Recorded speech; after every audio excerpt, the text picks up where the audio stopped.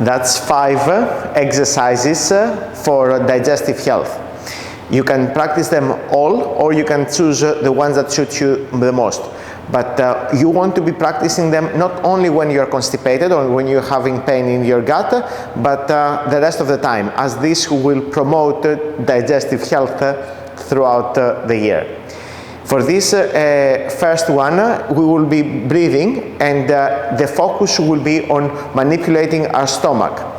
You want to be inhaling in from the nose and exhaling completely from the mouth. Now keep in mind, you can never get rid of all the air in your lungs, but you want to get rid of as much air as possible.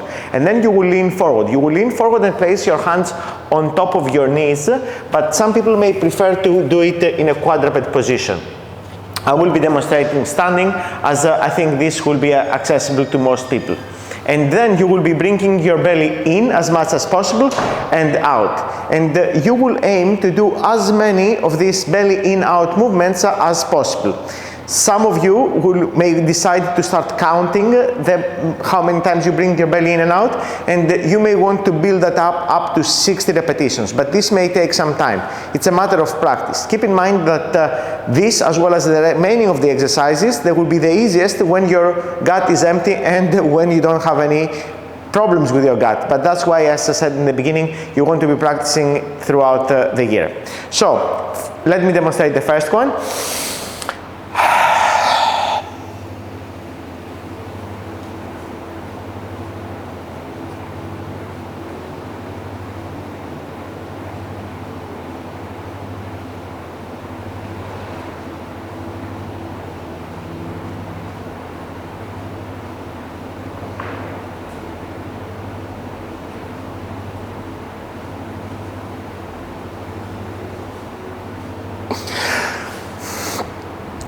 That was one round.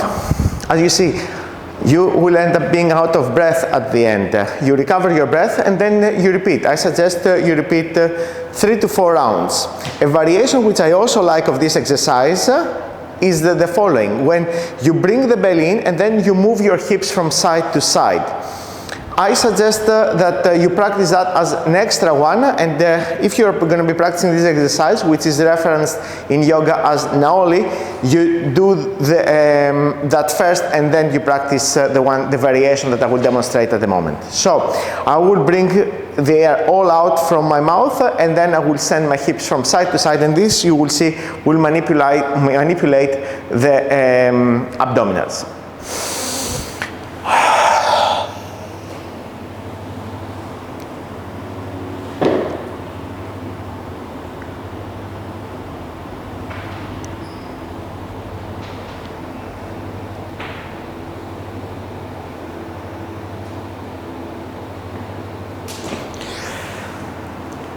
I hope that was clear. Second exercise, you will be doing belly breathing in a prone position. You will be lying on your belly. Some people will not need any props for that if they have some extra visceral fat in their abdomen, but you may want to put a block, which I suggest the block is small enough, such as this one, so it sits underneath your rib cage.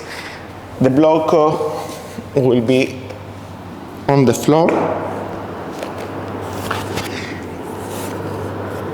and all I need to do is lie here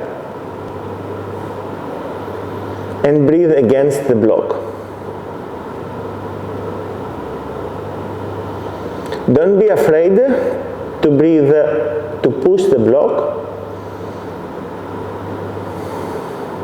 with your belly, and the reality is that in this position you may even be able to take a nap. So this is a position that you can hold for 10 or even 30 minutes.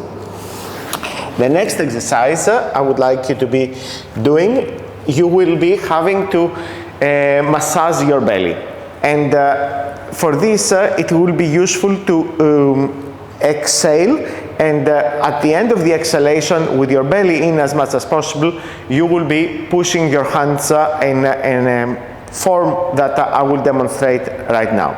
What we really want to be doing is massaging the large colon.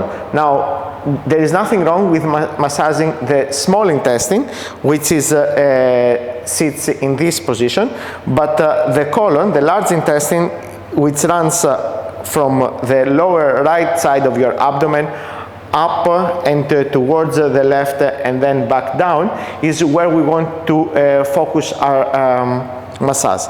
You can be using one hand, the fingers of one hand, and putting extra pressure with the opposite, or you can be using the fingertips of both hands. And from there you see, as if I'm trying to follow the direction of the colon, I'm moving my fingers alongside.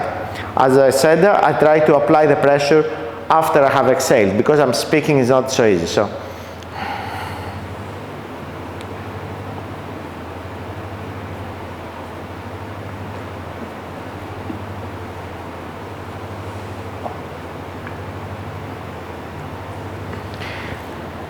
this is it. You can go around in this direction a couple of times, and chances are that you may feel parts of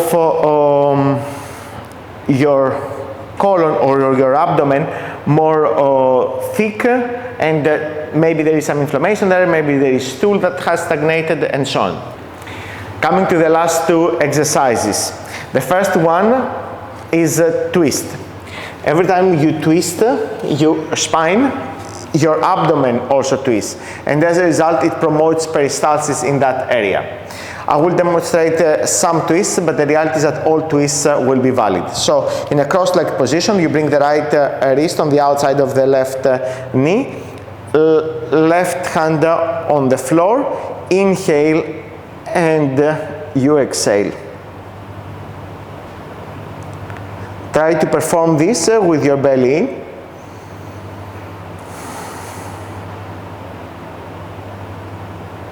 A different one would be to have, let's go to the second side, one knee bent. It can be on either side of your leg, and from there you wrap your arm from the inside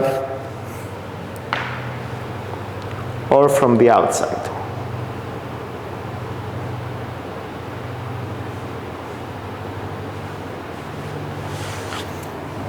Finally, the last exercise that I suggest people to practice to improve digestive health is inversions. Shoulder stands will be accessible to most people and you can perform them, but I find that a headstand will go a long way. So if you were to be in a headstand, of course,